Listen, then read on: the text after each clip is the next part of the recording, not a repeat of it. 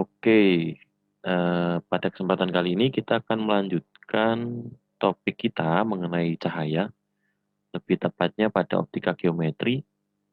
Dan untuk pertemuan kali ini kita akan fokus pada pembahasan dan latihan soal pada subtopik cermin datar atau pemantulan pada cermin datar, gitu. Nah, untuk penjelasannya secara teoritis, persamaan-persamaan, kemudian konsepnya sudah saya jelaskan di video sebelumnya. Jadi sekarang kita akan menggunakan konsep-konsep yang sudah ada, yang sudah saya jelaskan di video sebelumnya untuk menyelesaikan contoh persoalan di sini. Langsung saya tampilkan soal nomor 1, yaitu perhatikan gambar berikut. Ada gambar 7.7 tentang pemantulan sinar pada sebuah cermin ya. Di sini ada sinar datang, garis normal, dan sinar pantul. Kemudian ada besar sudut yang diketahui, yaitu sudut antara sinar datang dengan cermin, yaitu 60 derajat. Kemudian pertanyaannya adalah berapa besar sudut datangnya. Yang B, berapa besar sudut pantulnya. Oke, pertama untuk menyelesaikan soal ini saya akan gambar ulang di sebelahnya. Ya, di sini. Ini sebagai cerminnya. Kemudian pada cermin dia punya garis normal tegak lurus cermin ya. Tegak lurus cermin itu artinya sudutnya 90 derajat terhadap cermin. Kemudian ada sinar datang. Dia ke sini.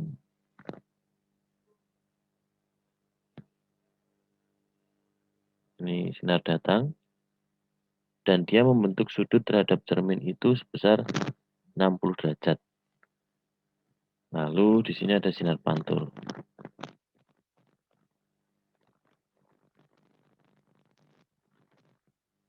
Oke.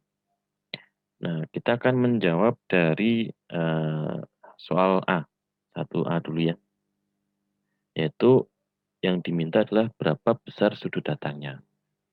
Nah, menurut hukum Snellius, sudut datang itu adalah sudut yang dibentuk dari sinar datang terhadap garis normal.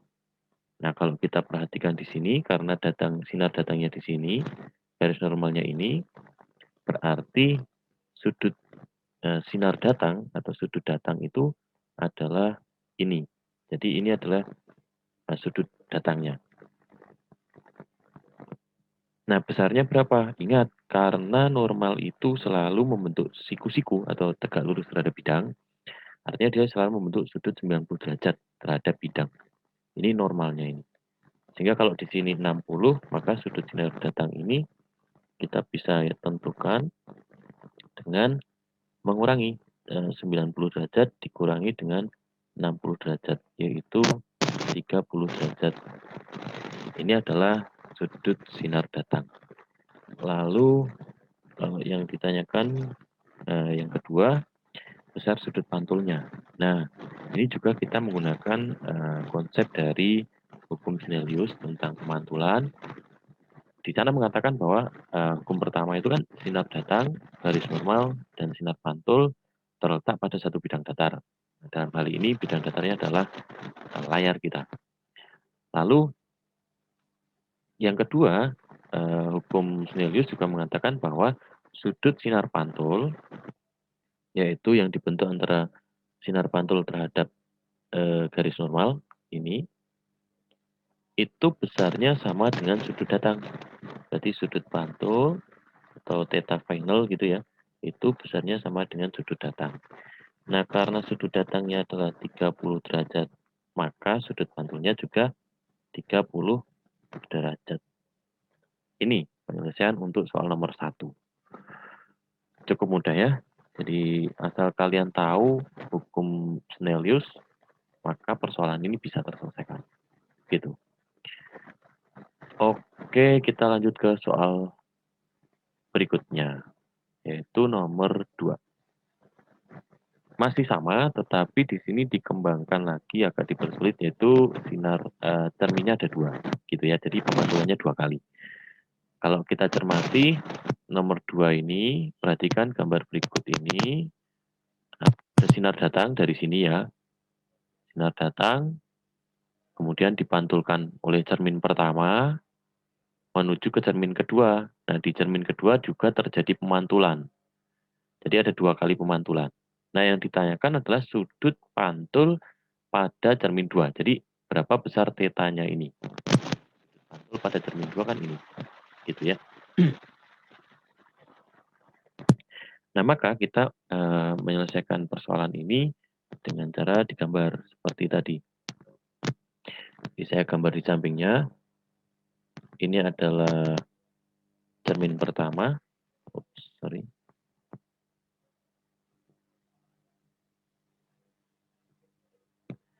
Ini cermin pertama ya.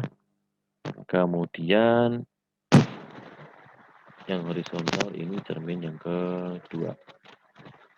Nah, lalu sinar itu datang menuju ke cermin 1. Ya, ini cermin 1. Ini cermin 2. Kemudian kita untuk menggambar sinar datangnya, kita gambar dulu garis normalnya ya. Ini misalkan di sini, ini normal pertama N ya. Maka sinar datangnya kan di sini. Dan besarnya 50 derajat sudut antara sinar datang terhadap cermin 1. Ini sinar datang. Itu.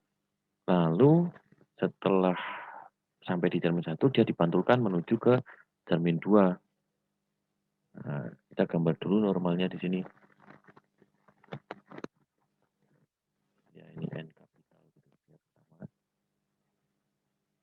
Dari sini dia dipantulkan ke sana.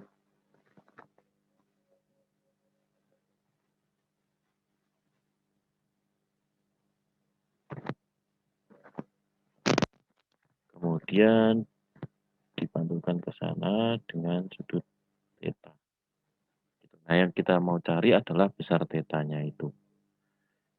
Oke, kita gunakan cara yang sama seperti tadi. Kita tentukan dulu sudut sinar datangnya. Di sini sudut datangnya kan ini. Berarti ini besarnya adalah berapa? 90 dikurangi 50 derajat, yaitu 40 derajat. Karena di sini 40, maka ini juga sudut pantulnya untuk pemantulan di cermin 1 juga 40 derajat. Sehingga antara sinar pantul dengan cermin besarnya juga 50 derajat. Gitu. Nah, sekarang kita menentukan bagaimana besar sudut datang atau kalau kita cermati di sini, sinar pantul dari cermin 1 itu kan menjadi sinar datang untuk cermin 2. Gitu ya. Jadi nanti di sini akan muncul sudut antara sinar datang dengan garis normal pada cermin 2. Jadi ini sudut datangnya. Nah, untuk menentukan besar sudut datangnya ini, kalian bisa cermati segitiga A, B, C ini. Ya, dicermati segitiga ABC.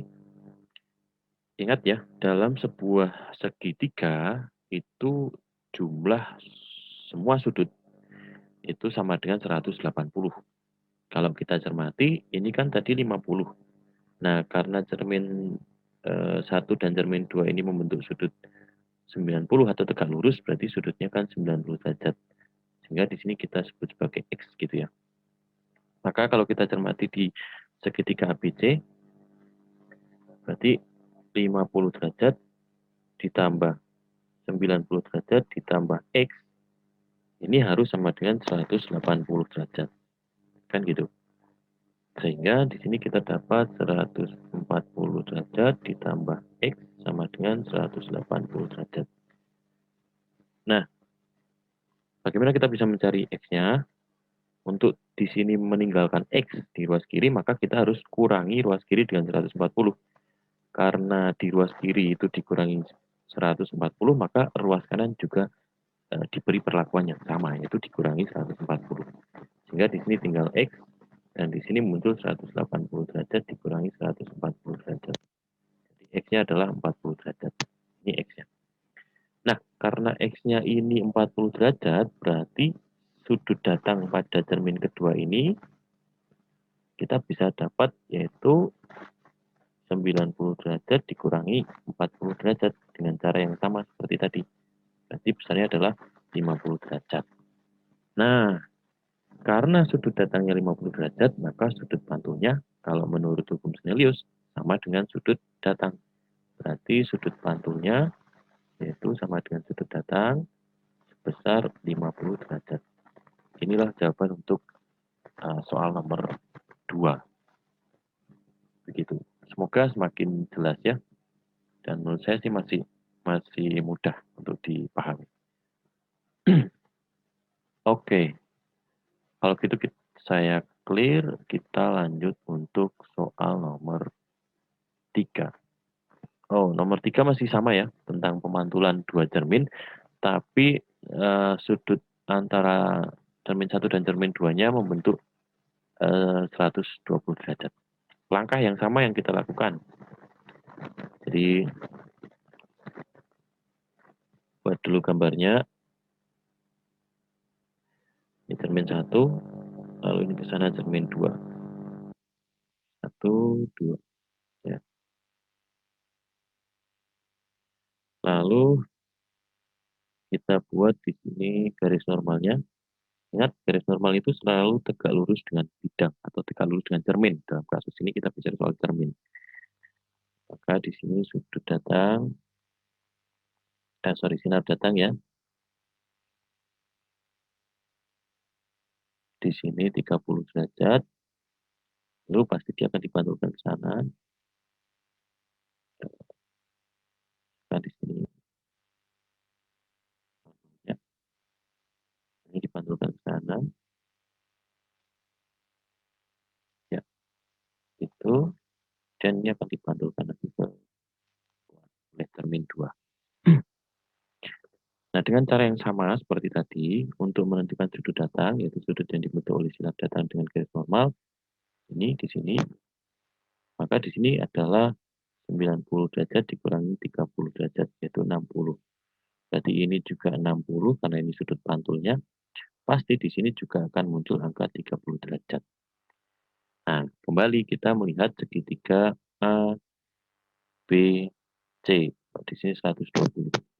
Berarti untuk mencari sudut datang pada cermin kedua, kita harus menghitung berapa besar X-nya ini. Ya, sudut di C ini. Sehingga nanti untuk menentukan sudut datang, sudut pantul yang kedua. Berarti menggunakan cara yang sama dalam sebuah segitiga, jumlah dari seluruh sudutnya itu adalah 180. Berarti di sini adalah 30 derajat ditambah 120 derajat ditambah X, ini sama dengan 180 derajat. Ini akan muncul 150 derajat ditambah X sama dengan 180 derajat. Berarti untuk mencari X, maka ruas kiri kita kurangi 150 dan ruas kanan juga kita perlakukan hal yang sama, yaitu dikurangi 150. Ya, tinggal X di ruas kanan muncul minus 150. Berarti X-nya sama dengan 30 derajat.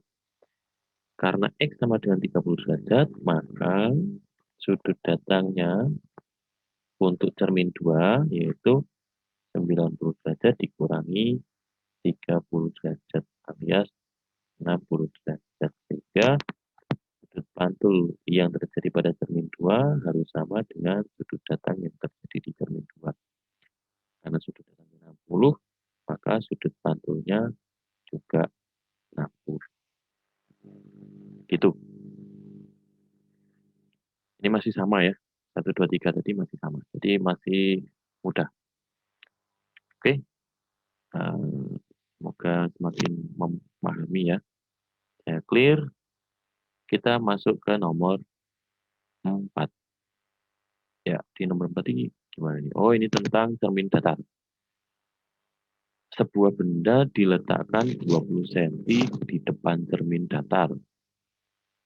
Lalu cermin datar digerakkan 4 cm ke arah benda, tentukan A. Letak bayangan sebelum cermin digeser, B. Letak bayangan setelah cermin digeser, C.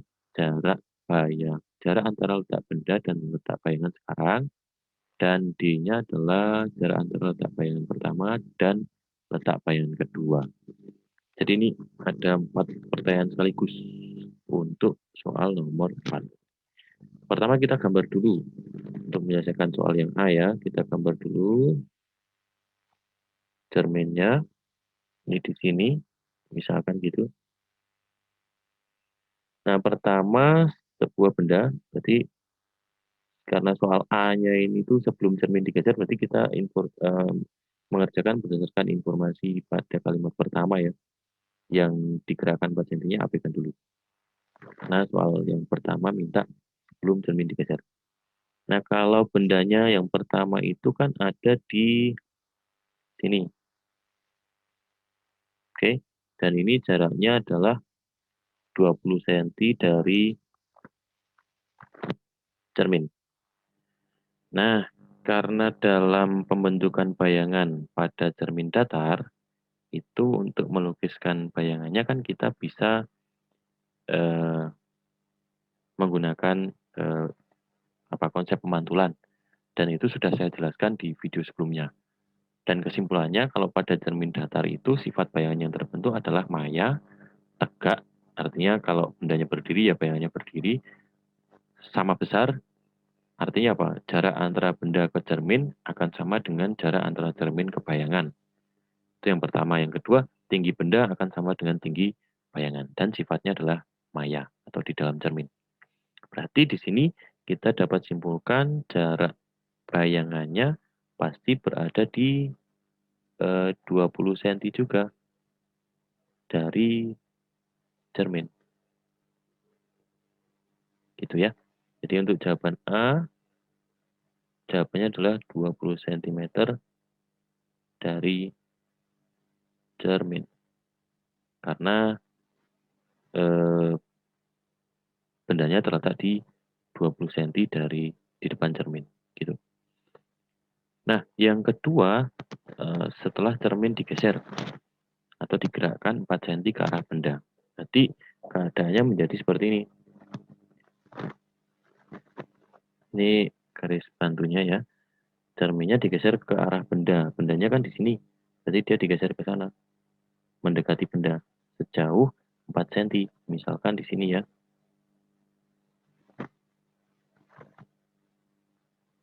Oke. Dan bendanya ada di sini. Tetap ya, karena tidak diberi informasi apakah bendanya digeser atau tidak. Maka di sini maksudnya bendanya tetap pada posisi itu. Gitu. Mengikuti informasi dari soal aja. Nah, karena cerminnya itu digeser ke sana sejauh 4 cm, mendekati benda, maka sekarang jarak benda ke cermin adalah 16 cm, ya kan? 20 dikurangi 4, itu 16 cm. Nah, sehingga kita bisa tentukan bayangannya menggunakan sifat bayangan pada cermin datar, yaitu maya, atau di dalam cermin, atau di belakang cermin, kemudian tegak, sama besar. Gitu. Jadi dia akan membentuk bayangan di sini. Dengan sifat yang sama. Karena bendanya sekarang berada di 16 cm dari cermin, berarti bayangannya juga akan terbentuk 16 cm dari cermin. Itu untuk soal B. Lalu untuk yang C, jarak antara letak benda dan letak bayangan sekarang. Tadi letak bendanya kan di sini. Jadi keadaannya selalu sama ya untuk keadaan 1 dan keadaan 2 ini. Letak bendanya sama, yang berubah atau yang bergeser adalah bayangannya. Gitu kan?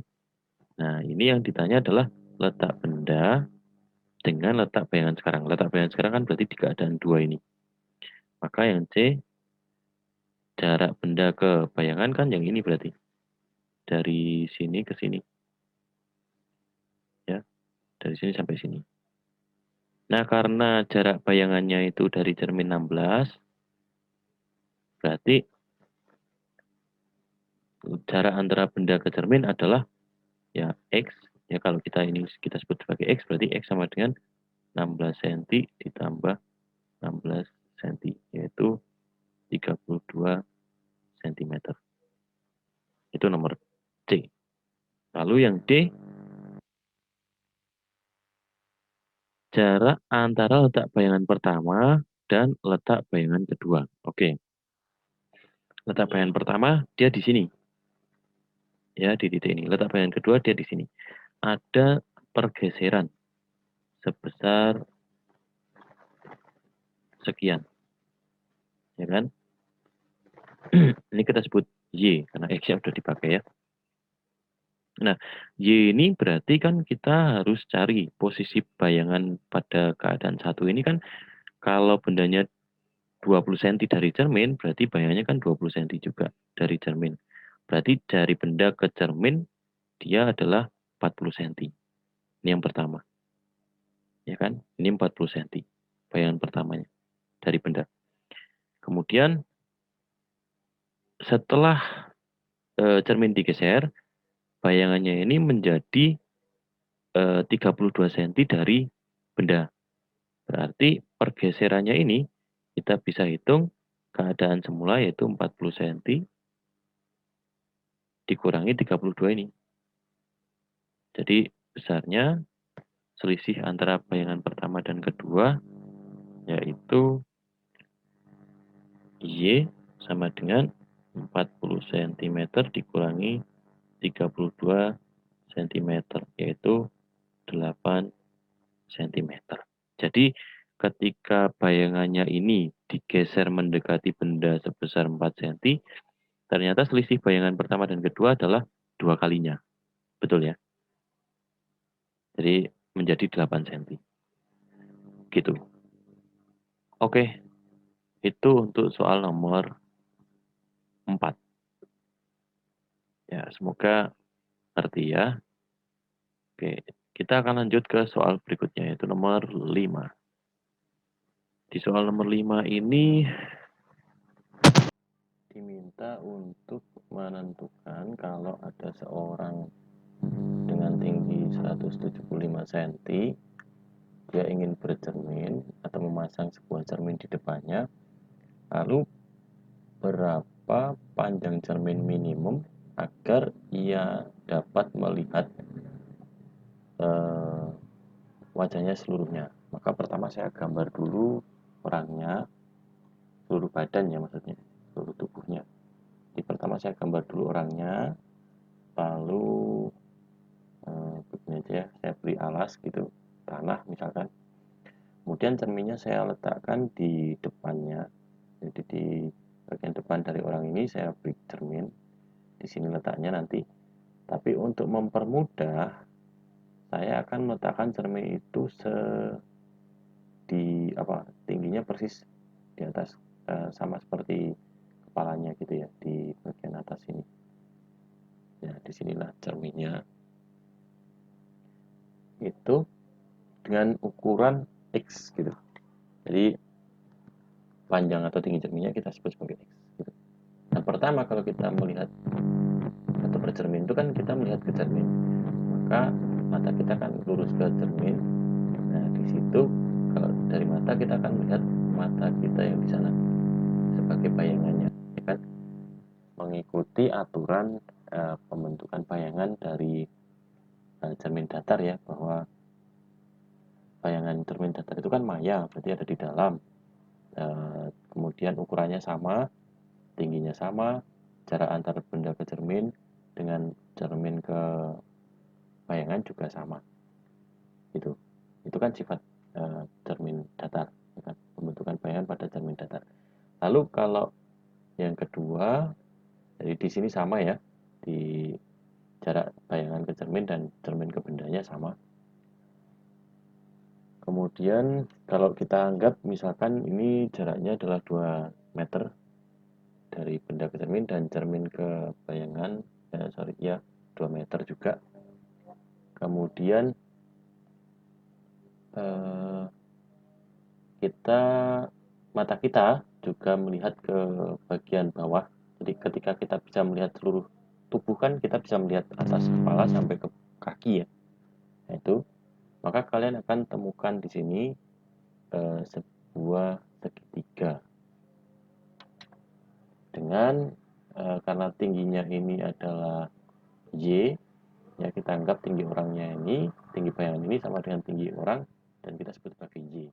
Gitu. Perhatikan kalau saya di sini beri simbol A, ini B, C, D, dan di sini E, kalian akan melihat bahwa segitiga ABC, ABE, ABE ini akan sama dengan segitiga ACD atau sebangun, bukan sama ya, tapi sebangun.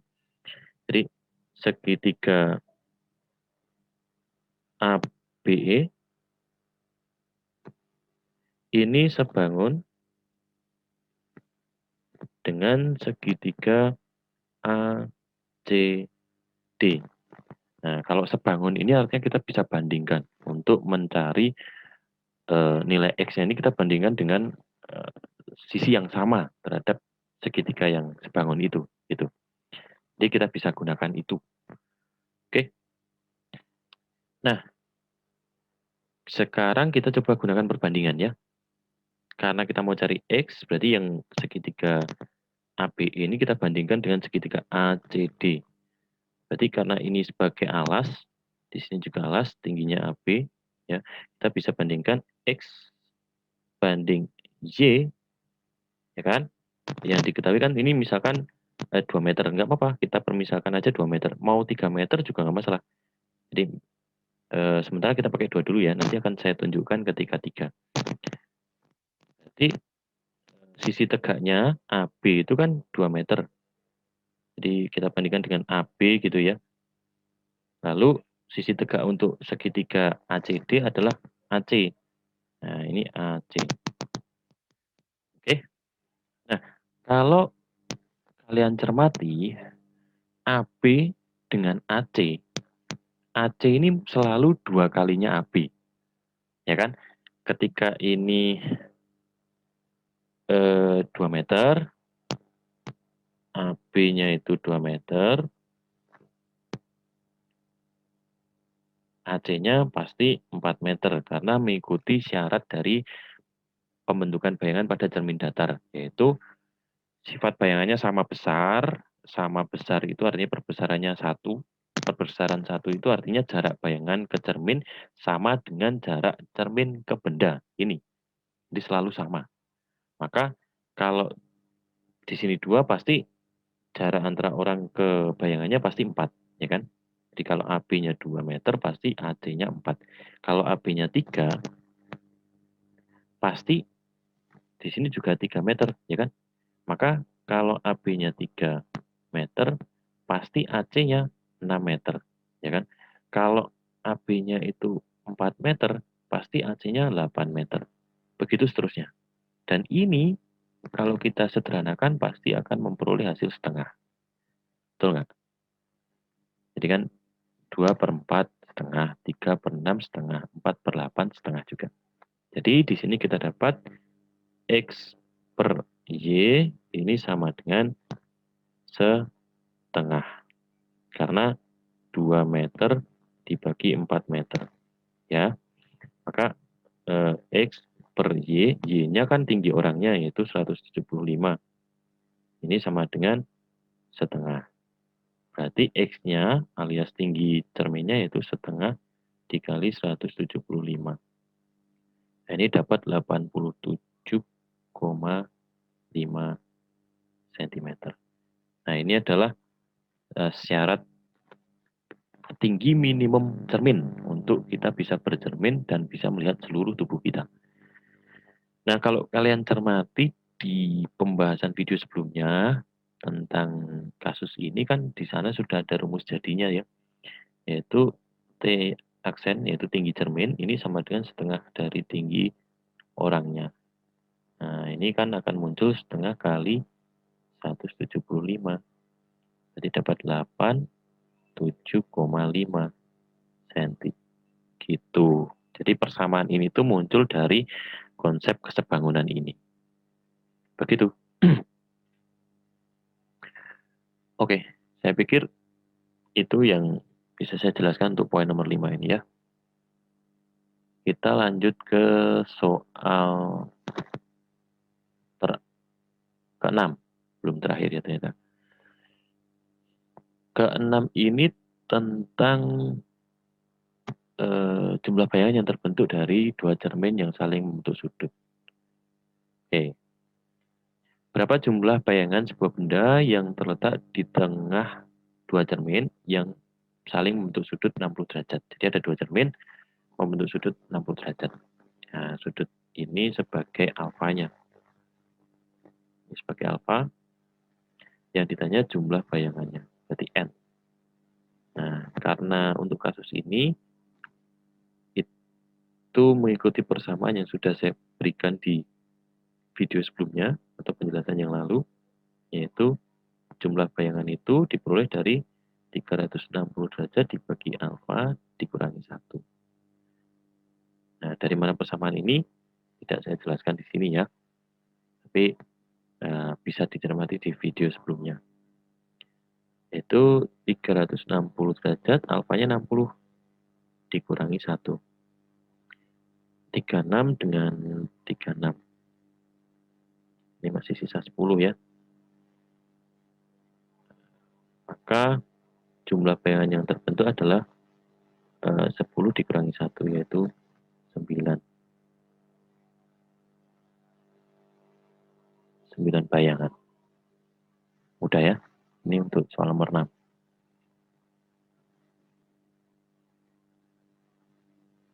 Oh, maaf. Ini bukan 10 ya. Tetapi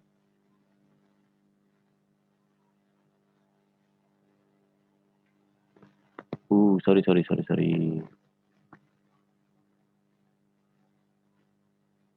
Ulang ya. Posisi ini di-cut. Oke, berikutnya cut. Berikutnya soal nomor 6. Berapa jumlah bayangan sebuah benda yang terletak di 2 cm? Dua cermin. Di tengah dua cermin yang saling ulang. Oke. Berikutnya soal nomor 6. Ini tentang jumlah bayangan yang terbentuk dari dua cermin yang saling membentuk sudut. Gitu ya. Oke, untuk kasus ini sudah saya jelaskan persamaan yang kita gunakan yaitu pada video sebelumnya. Untuk menentukan jumlah bayangan itu kita menggunakan persamaan N sebagai jumlah bayangan yaitu 360 derajat dibagi dengan alfa dikurangi 1. Alfa ini adalah sudut antara dua cermin. Dalam hal ini yaitu 60 derajat. Maka di sini kita bisa dapat 360 dibagi 60 dikurangi 1. 360 dengan 60 kan dapat 6. Lalu 6 dikurangi 1 berarti dapat 5 bayangan. Itu soal nomor 6. Udah ya, langsung menggunakan persamaan ini. Nah, dari mana persamaan ini sudah saya jelaskan di video sebelumnya.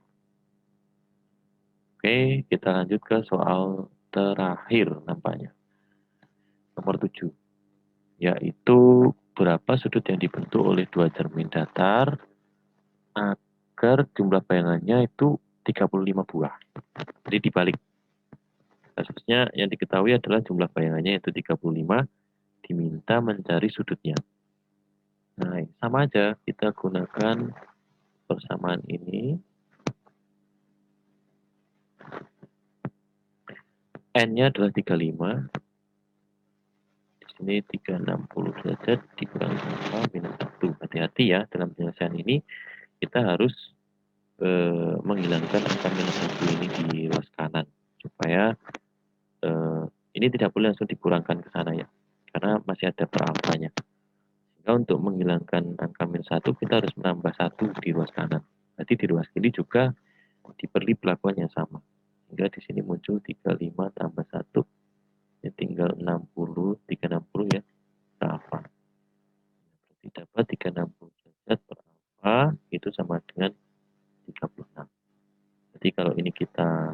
bersilang. Maka alfa sama dengan 360 dibagi 36. Kan